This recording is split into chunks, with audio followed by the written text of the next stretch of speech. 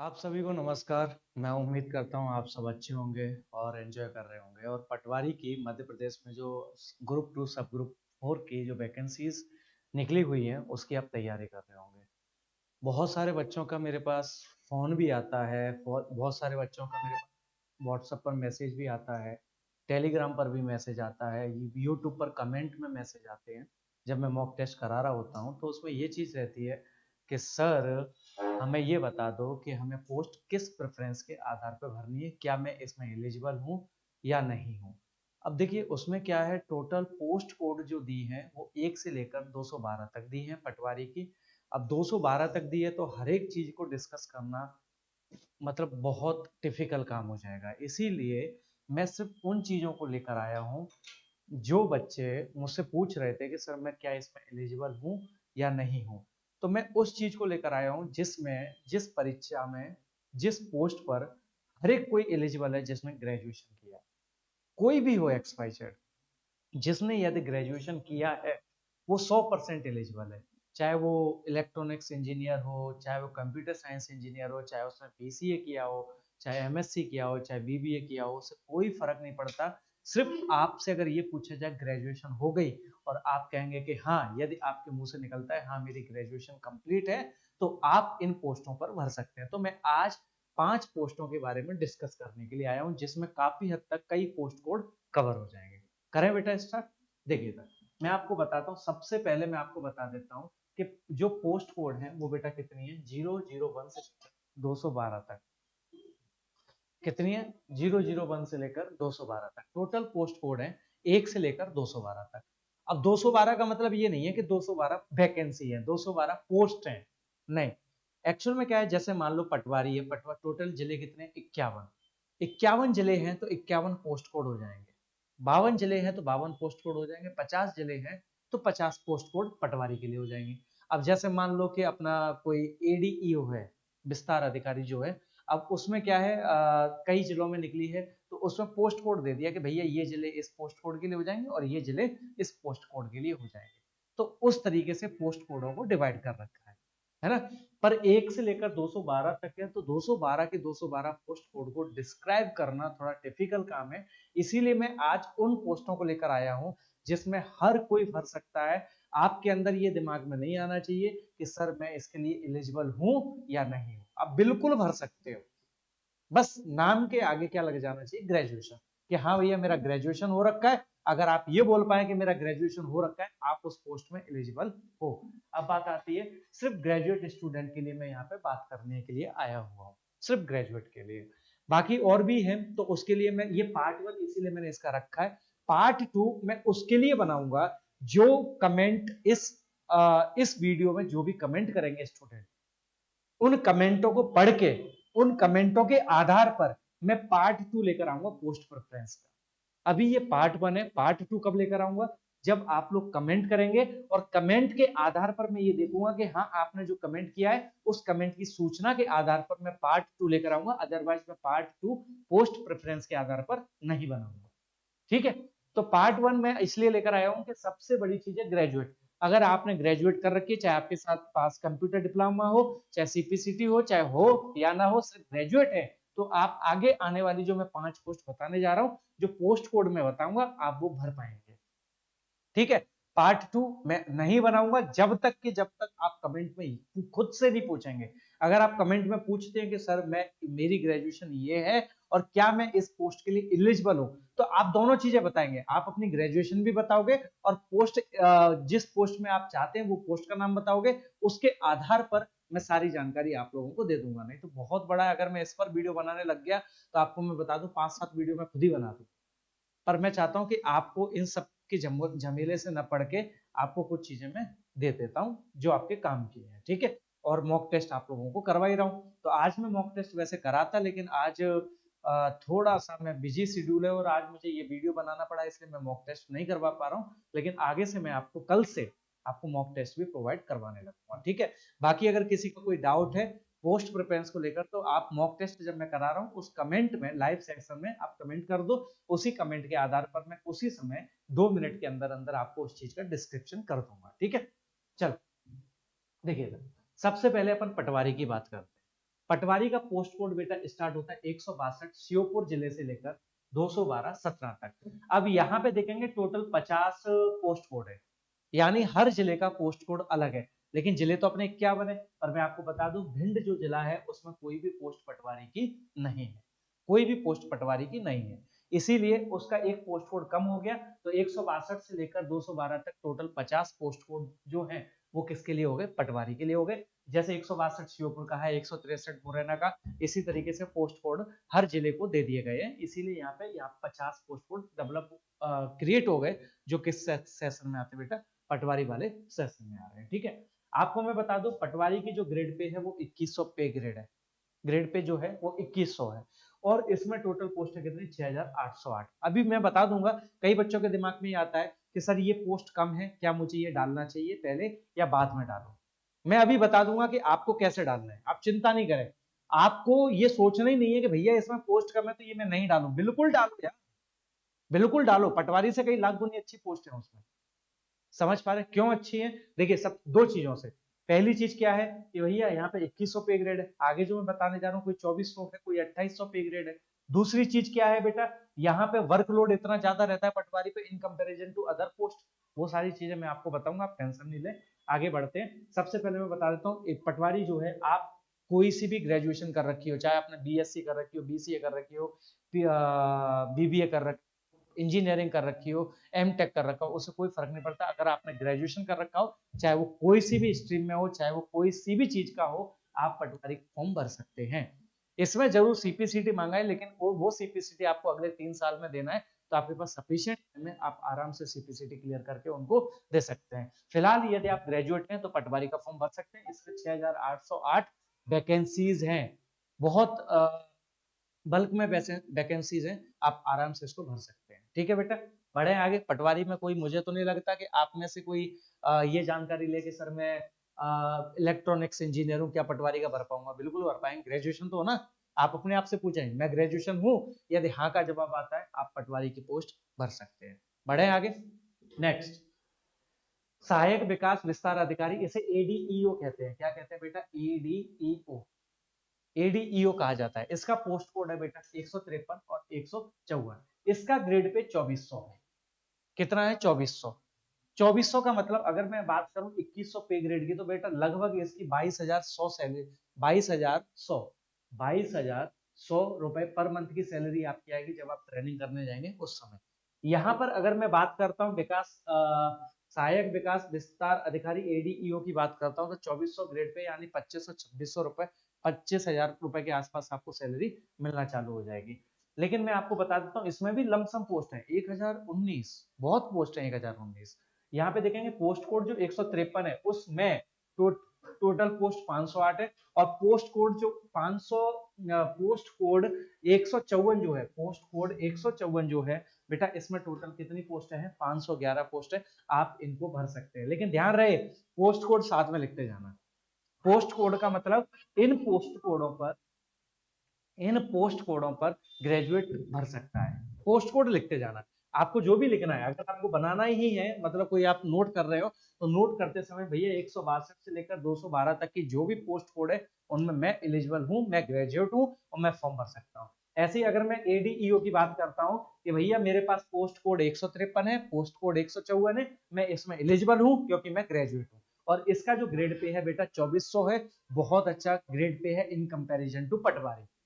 समझ पा रहे, इन कंपैरिजन टू पटवारी अच्छा ग्रेड पे है, 2400 ग्रेड पे एडीईओ के। आगे बढ़ते हैं अपन, यहाँ पे श्रम उपनिरीक्षक, इसे लेबर सब इंस्पेक्टर कहते हैं, आप इसको भी भर सकते हैं बेटा, लेबर सब इंस्पेक्टर। यदि आप ग्रेजुएट हैं तो 147 पोस्ट कोड और 148 पोस्ट कोड, मैं बता देता हूँ यहाँ पे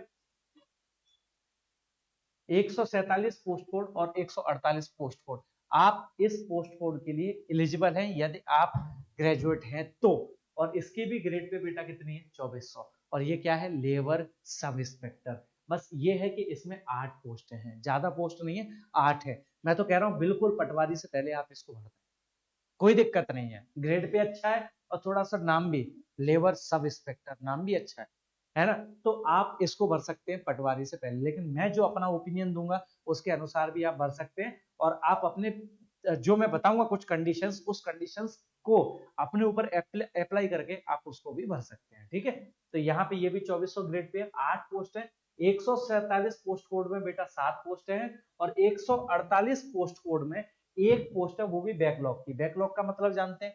बैकलॉग का मतलब ये है जब पुराना पेपर हुआ था जिसमें लेबर सब इंस्पेक्टर की वैकेंसीज आई थी और उसमें एसटी एससी और ओबीसी की जो पोस्ट खाली रह गई थी, भर नहीं पाई थी, वो पोस्ट है बैकलॉग में आ जाती है। तो ये जो एक पोस्ट बची हुई थी वो बेटा किसकी है? बैकलॉग की है, वो लेबर सब इंस्पेक्टर की है।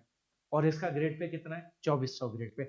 अगर आप ग्रेजुएट हैं तो बिल्कुल आप 147 पोस्ट कोड और 148 पोस्ट कोड के लिए आप भर सकते हैं। समझ पा रहे हैं? ये पार्ट 1 बना रहा हूं जो सिर्फ ग्रेजुएट है। अगर इसके अलावा आपको कोई जानकारी चाहिए आप कमेंट करके मुझे कमेंट कर दें वीडियो पर, तो मैं उन कमेंटों के आधार पर पार्ट 2 लेकर आ जाऊंगा और उन्हीं पर आधारित मैं अगला वीडियो पोस्ट प्रेफरेंस के लिए बना दूंगा। ठीक है बेटा, बढ़े आगे। नेक्स्ट, विपणन। विपणन में भी बहुत सारे कनिष्ठ विपणन और न जाने कौन कौन सी वैकेंसीज हैं, लेकिन आपको चक्कर में नहीं पड़ना।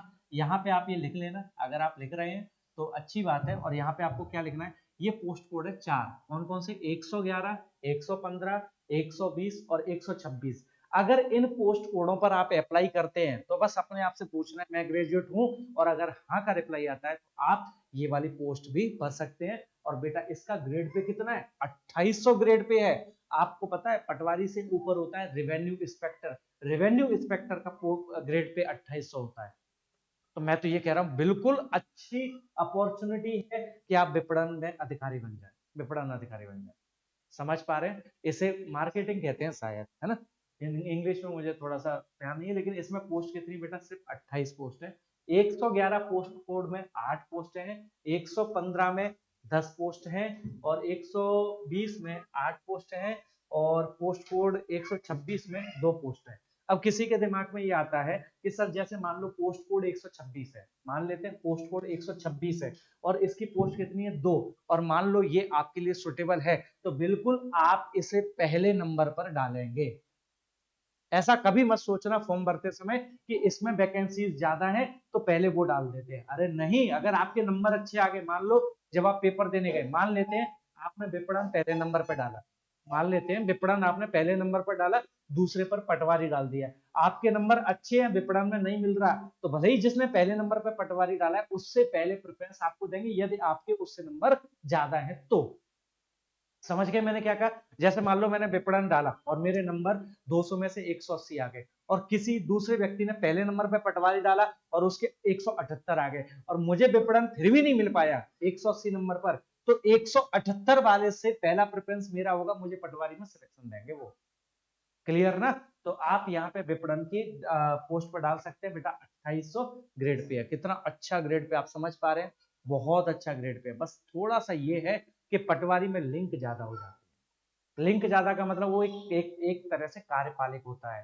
कार्यपालिक का मतलब आप नायब तहसीलदार, तहसीलदार, एसडीएम के अंग होते हो। पटवारी जो होता है ना, वो जो पटवारी बनेगा वो नायब तहसीलदार, तहसीलदार, एसडीएम, कलेक्टर, रेवेन्यू इंस्पेक्टर जो जस्ट आपसे ऊपर होता है, इन सबके आप एक अंग होते हो। और जब आप इनके अंग होते हो तो ये आप एक पावरफुल व्यक्ति बन जाते हो in comparison to other. ADEO हुआ, उसका ग्रेड पे ज्यादा है, लेकिन मैं मानता हूं कि थोड़ी सी पावर पटवारी के पास ज्यादा होती है। आप जिस भी हल्के में, हल्का मतलब फील्ड जिसमें जॉब करते हैं, जिस भी फील्ड में आप अगर आपको पदस्थ किया जाता है, आपके पास ये संपूर्ण अधिकार है कि आप अपने फील्ड में आने वाली हर एक चीज का निरीक्षण कर सकते हो।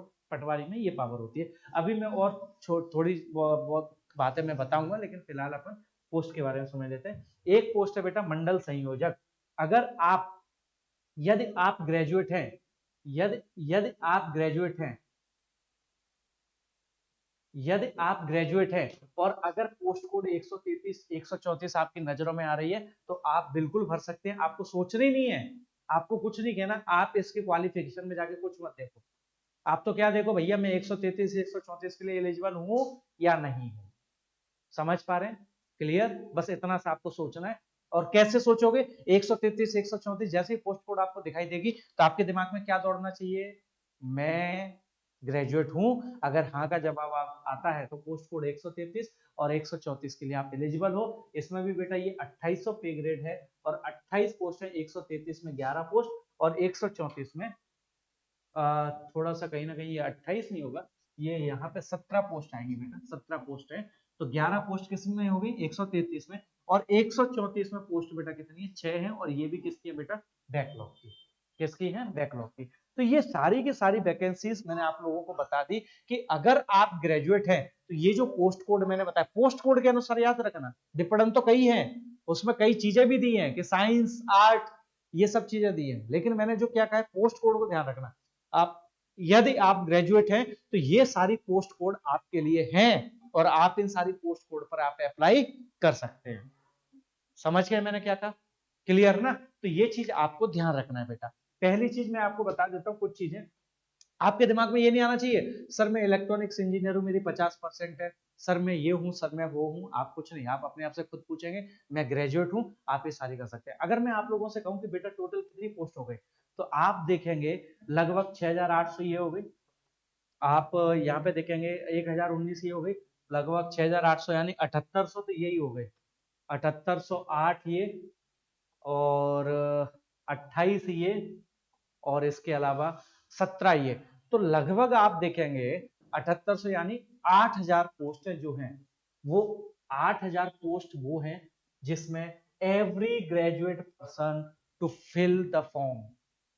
हर एक graduate person, graduate student, graduate विद्यार्थी वो इन पोस्टों को भर सकता है। ज्यादा दिमाग नहीं लगाना, ग्रेजुएट हूं भर सकता है। दूसरी चीज एक और मैं बता देता हूं, जहां पर भी साइंस लिखा है उसमें इंजीनियर्स वाले एलिजिबल हैं। जहां पर भी साइंस लिखा है उसमें इंजीनियर्स वाले एलिजिबल हैं, वो उस फॉर्म को भी भर सकते हैं। अब बात आती है कि सर मैं प्रेफरेंस क्या रखूं। देखिए मेरा तो मानना ये है, सबसे पहली बात मैं आपको बता देता हूं, मेरा मानना यह है कि आप अपनी ग्रेड पे अच्छी रखें। ग्रेड पे अच्छी का मतलब, मेरा मानना यह है कि आप सबसे पहले 2800 पे ग्रेड वाली को भरें। 2800 पे ग्रेड कौन कौन से हो गए, मंडल संयोजक हो गया और विपणन हो गया, आप बिल्कुल भरें इनको। और उसके बाद आप 2400 ग्रेड पे को भरें, जैसे लेबर सब इंस्पेक्टर हो गया, और यहाँ पर एक और है एडीईओ हो गया, आप इनको भरें। और उसके बाद आप यहाँ पे किसको भरें बेटा, पटवारी के फॉर्म को भरें। अब मैं कुछ जानकारी दे देता हूँ, यदि आपको एडवेंचर लाइफ चाहिए, एडवेंचर का मतलब बहुत ज्यादा आपको वर्कलोड चाहिए, बहुत ज्यादा आपको लिंक चाहिए, थोड़ी सी पावर भी चाहिए, तो आप फॉर्म भरें पटवारी का। पटवारी का क्या है, आप पटवारी का काम क्या किस में रहता है बेटा, उसमें रहता है राजस्व में। जो रेवेन्यू वाले पटवारी होते हैं उनकी एक अलग ही पहुंच होती है। अलग ही पहुंच का मतलब, एक तो अच्छे लिंक हो जाते हैं, अच्छी लिंक के साथ जमीन से जुड़े रहते हैं, जमीन से जुड़े रहने के साथ साथ आप हर जगह आपकी पहुंच बन जाती है। कई काम तो आपके फोन पे हो जाएंगे, क्योंकि आपकी लिंक किससे है, नायब तहसीलदार, तहसीलदार, एसडीएम, कलेक्टर, एडीएम, इन लोगों से आपकी मुलाकात होती रहती है। कोई भी व्यक्ति काम करवाने के लिए पटवारी को पकड़ता है, वो सीधा तहसीलदार, नायब तहसीलदार के पास नहीं जाता जब तक कि पटवारी अगर उस काम को नहीं करता। अगर वो काम कर देते हैं तो वो कभी उनसे मिलता भी नहीं है, नायब तहसीलदार, तहसीलदार से। अगर आपको थोड़ा सा वर्कलोड अच्छा चाहिए, अगर आपको थोड़ा एडवेंचर लाइफ चाहिए, नहीं कुछ ना कुछ मिलता रहे, कुछ ना कुछ मिलना मतलब पैसा मत समझ लेना, मिलने का मतलब ये कुछ ना कुछ काम आता रहे अच्छा। आपको, आप प्रोटोकॉल में आपकी ड्यूटी लग जाएगी, कोविड में हो तो कोविड में कहीं ना कहीं आपकी ड्यूटी लग जाएगी, आपको कहीं कहीं पर भी आपकी ड्यूटी लगा देते हैं लोग। जैसे अभी मान लो भारतीय प्रवासी सम्मेलन हो रहा है इंदौर में, तो यहाँ ड्यूटी लग गई है पटवारियों की, लगती है। तो इसीलिए मैं आपसे कह रहा हूँ आप। और दूसरी चीज, यदि आप ये चाहते हैं कि मैं अपने घर पर रहूं, मैं अपना जीवन घर पर, मैं अपना जीवन होम स्टेट, होम डिस्ट्रिक्ट में बिताना चाहता हूं, तो आप पटवारी का फॉर्म पहले नंबर पर डालें, पहले नंबर पर डालें पटवारी का। दूसरा ये है कि अगर आप ये चाहते हैं कि नहीं मुझे तो पैसे से, मेरा ग्रेड पे अच्छा होना चाहिए, ग्रेड पे अच्छा होना चाहिए और ट्रांसफरेबल होना चाहिए। जैसे मान लो आप मुरैना के रहने वाले हो और आपको मुरैना पटवारी मिल गई, तो आपका जीवन मुरैना में निकल जाएगा, आपको कोई ट्रांसफर नहीं करेगा। तहसील चेंज होती रहेगी, आपका डिस्ट्रिक्ट कभी चेंज नहीं होगा।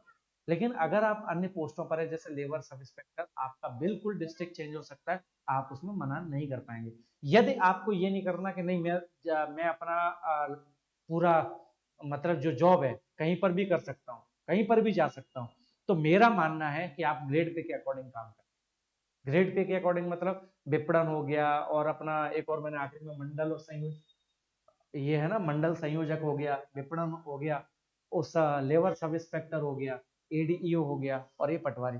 अगर आप कहीं पर भी जॉब करने में इच्छुक है कि मैं तो कहीं पर भी कर लूं चलेगा, कोई दिक्कत नहीं, तो आपको क्या करना है, उसके अनुसार, किसके अनुसार काम करना है बेटा, अपने ग्रेड पे के अनुसार, जिसका ग्रेड पे ज्यादा उसको पहले भरना। और आपको ये करना है कि नहीं मुझे तो जीवन भर अपने होम डिस्ट्रिक्ट में रहना है, तो आप पटवारी का फॉर्म सबसे पहले, पटवारी की जो पोस्ट को सबसे पहले आप भरेंगे, ठीक है।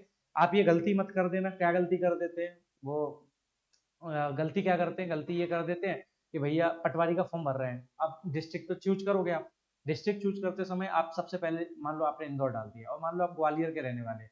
ये बहुत सारी गलती करते हैं, जिससे क्या है आप अपने घर से दूर हो सकते हैं। एक मैंने अपना, मेरा जो थंबनेल है, आप थंबनेल को देखेंगे उस पर भी लिखा हुआ है, एक गलती आपको अपने घर से दूर कर सकती है। कैसे कर सकती है मैं बता देता हूँ। मान लीजिए आप ग्वालियर के रहने वाले हैं, और आपने क्या करा, पटवारी का फॉर्म भरा, और पटवारी का फॉर्म भरते समय आपने उसमें जिला डाल दिया इंदौर, आपके नंबर अच्छे आ गए और आपको इंदौर मिल गया, तो आपको ग्वालियर जाने के लिए आपके दांत खट्टे हो जाएंगे। आपको न जाने क्या क्या पापड़ बेलने पड़ेंगे, तब जाके होगा भी या नहीं होगा ग्वालियर, उसकी कोई गारंटी नहीं है। इसीलिए पोस्ट प्रेफरेंस करते समय, जिले को भरते समय, आप ये अपने मस्तिष्क से, अपने दिमाग से, अपने फैमिली वालों से पूरा डिस्कस करके भरें। अगर आप कहीं पर भी कर सकते हैं तो ग्रेड पे अच्छा रखें, और अगर आपको होम डिस्ट्रिक्ट ही चाहिए तो आप सबसे पहली प्रेफरेंस पटवारी को डालें। इस झांसे में नहीं आए कि जिसमें वैकेंसी ज्यादा उसको पहले डालें, ऐसा बिल्कुल भी नहीं करना है। आपको जो मैंने बोला है वैसा आप कर सकते हैं, ठीक है। अगर आपको इसके अलावा अन्य किसी पोस्टों के बारे में जानकारी चाहिए, ये पार्ट 1 है, पार्ट 2 मैं तभी बनाऊंगा जब आप मुझे कमेंट करके ये बताएंगे कि सर मैं इस पोस्ट के लिए एलिजिबल हूं या नहीं, और मेरी ग्रेजुएशन या मेरा जो भी आपने पढ़ाई की है वो ये है। आपके जितने भी कमेंट आएंगे, 10 20 50 जो भी कमेंट आएंगे, उन कमेंट को मैं एक साथ कंबाइन करूंगा, और जो कमेंट सबके कॉमन होंगे उनको एक तरफ रखूंगा, जो अलग अलग है उनको अलग रखूंगा, और उसके आधार पर पार्ट 2 में पोस्ट प्रेफरेंस के लिए बना दूंगा, ठीक है। आज के लिए काफी है। जय हिंद दोस्तों, कल फिर मुलाकात करते हैं मॉक टेस्ट के साथ।